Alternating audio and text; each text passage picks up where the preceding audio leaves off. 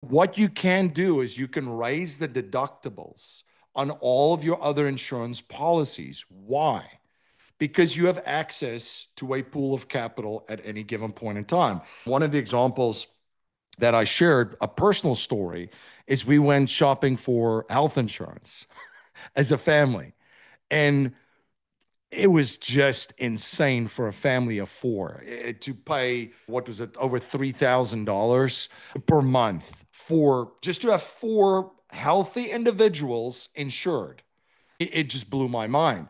So we took the highest deductible plan, which eventually brought it to under $1,000. And this has been going on now, boy, 10 years that we've paid less than $1,000 a month and with the highest deductible plan. Now, has anybody had any health issue or episode? We're a very healthy family. I had to have emergency surgery to have an appendix removed a couple of years ago. That was one of the things that happened.